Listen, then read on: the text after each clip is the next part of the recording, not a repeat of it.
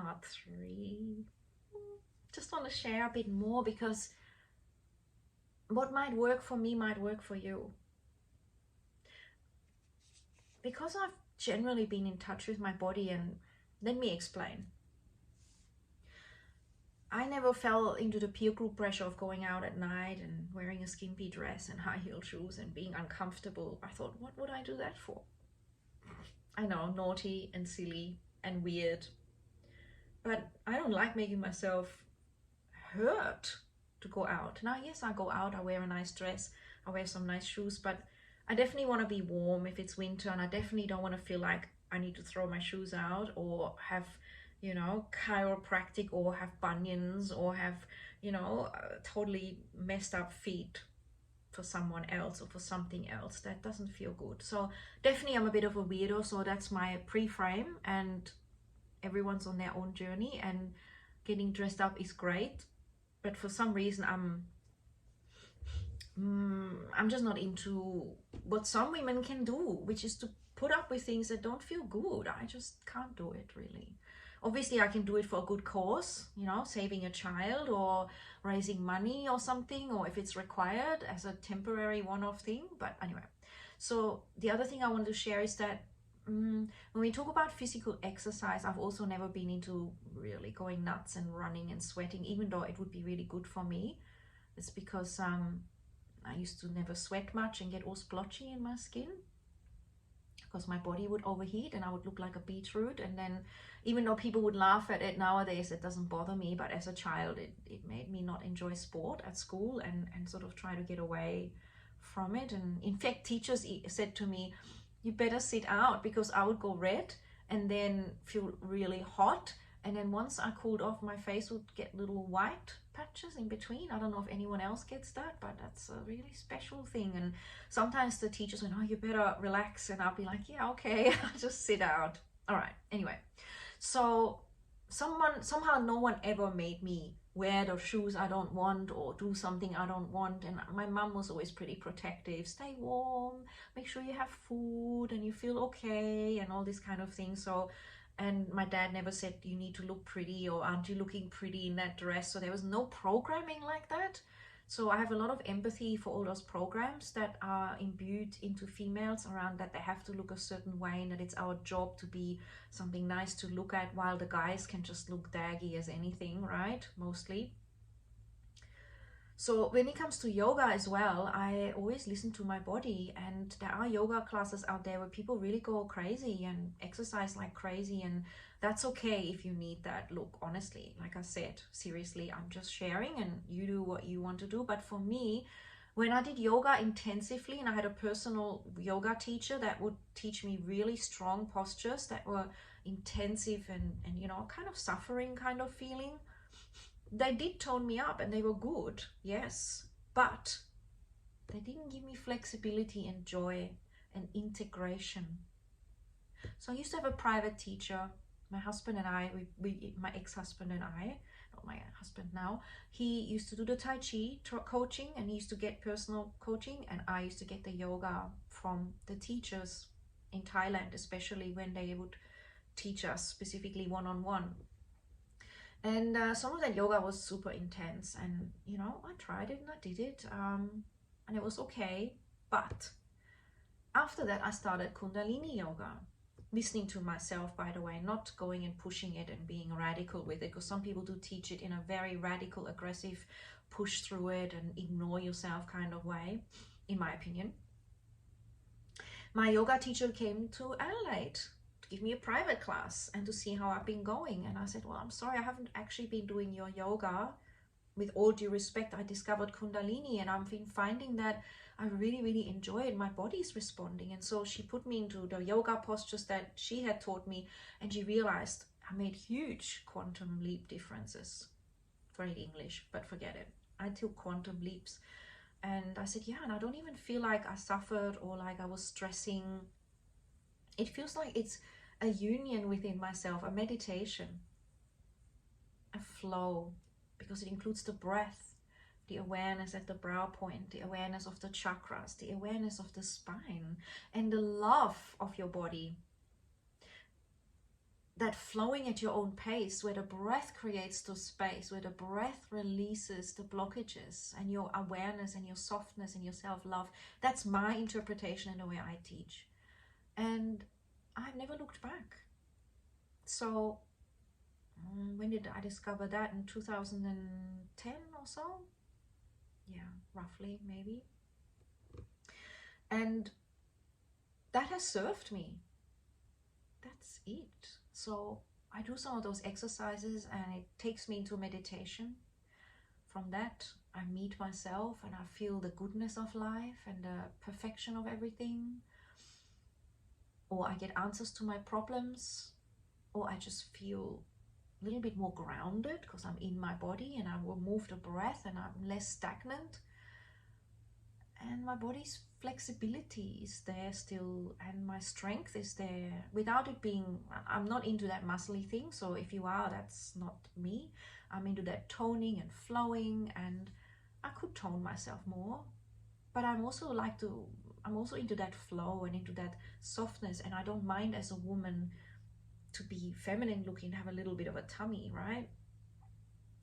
There's a beauty in that. And I don't want to be shaped and forced and manipulated and pressed and squeezed, or putting that thing on my body, you should be different, la la la, starving myself for it and whatever. So through my Kundalini practice and the way I teach, and each teacher will be different, by the way, because Kundalini brings out the teacher's essence into the teaching. When you really are working with the Kundalini, you're super authentic. And if a Kundalini teacher has issues, those issues will come up. So if they are very self-loathing, it will come up as an aggressive style. If they're very questioning, it'll be perhaps less meditative. If they are very insecure, their insecurities may come up during the class and they end up focusing more on them than on you. I've seen all that stuff as a teacher myself, but also as a student of others. And it's all perfect, like really. It's just you get to choose what resonates. And so for me, that softness resonates. For me, what we need to learn is more to let go rather than force and manipulate and mold and press and squeeze and not be happy with the moment. And the sages do say, to grow, it's good to be in the now, to accept as yourself as you are. I'm not saying you want to be that way forever, because you will never be that way forever. Everyone is always going to change. You and me, this very moment will never come back again. This now, this precious, beautiful moment. So breathe consciously always, as much as you can. Whenever you can, hold your spine tall whenever you can, so that you're honoring the spinal column, which has your nervous system flowing, which has your Kundalini energy traveling. And as the spine is honored, the shoulders roll back, the breath frees up across here, the belly frees up, your digestion improves, your confidence improves, because that is the posture of confidence. Your biochemistry works better in terms of your nervous system balance, your communication. You relax more, unless you have scoliosis or some problem, of course, then step by step what you can do. It's ideas being soft, but allowing and freeing up, pushing the chest forward more, rolling the shoulders back, consciously dropping the shoulders. So now you're already going to breathe deeper. You're going to be more in repair mode. You're more in self-love mode. The body responds straight away. And so the decisions you make from this place are going to be better for you, more conscious, more harmonizing, more honoring of your essence, your creativity, your heart, your gut, your third eye, your throat, your chakra centers. So one class a week is enough for me. One class I teach, one I do myself. It doesn't need that much, but that's also because I've been doing yoga since I'm in my 20s and I have not actually ignored my body much. If you have ignored your body a lot, okay, and you're just repairing and getting back into that connection, perhaps because you were sexually abused or you were in stress and you couldn't connect and love your body and you were ashamed about your body, then it might take a bit more. You might need a little practice every day, 10 minutes, to just start to get into that movement, into that connection, and then to create that neurological change of well-being, and then to build on that, where eventually you've aligned yourself and you just once a week, twice a week, move the body in that special way to just keep it aligned, just to keep it fluid, to notice what's happening, you know, whether you're doing dishes or shopping or gardening or walking the beach or reading a book or writing a book or working, selling something, whatever you're doing, putting on makeup, brushing your teeth, talking to a friend. They're all times to be aware and to relax. Let the spine lengthen, push the belly forward and the chest, and roll the shoulders back so that you strengthen and lengthen, and create a habit that honors your body, your nervous system, your breath. Without it, we have nothing. Without our health, we have nothing. We can't enjoy what we have, and our capacity for gratitude can shrink, and our vibration reduces down, it becomes less, and then we see a totally different world. So as you breathe deep and become that majestic being that you can be and are, you will see a majestic world, and you will create in that way, and your immune system and your body will become invincible. That's why there's something called A Course in Miracles. That's something I've enjoyed studying too. I haven't gone deep into it, but I've read it and I've studied it, and it really does teach you are way beyond this, which we honor and which is a beautiful gift. But your consciousness and perception is everything, and that opens up a whole new world of empowerment, but also humility, expansion, surrender, softness, trust, all those amazing things. And that, I feel, has also helped me, because one of the things I was born with was that I can just sit and watch something and really enjoy observing, whether that's a flower or the moon or a scenery in a restaurant, or scenery at the beach, or the way the light shines through the leaves, or the way kitties are running in the park, the sounds, the way the breeze feels against my skin, the way the body breathes itself. Most of all, how light creates unique experiences as it illuminates things. That's always gotten me.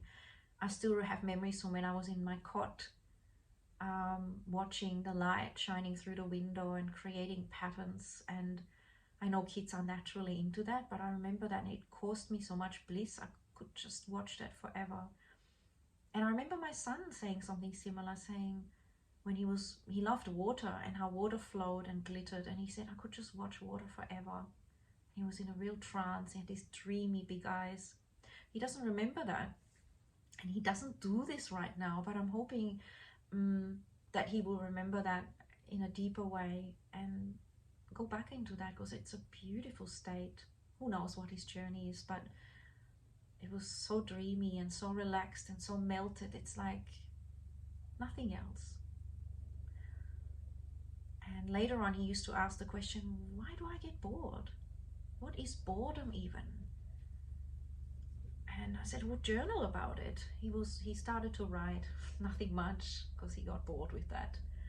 But I think it was all the computer stuff and the excitement of that, and that fast moving instant response which speeds everything up, and then the slowness is kind of dismissed and not cultivated, and the neurology isn't used to that bliss anymore, and it creates a new pathway for joy, which is the instant go, go, go, and thrill, thrill, thrill.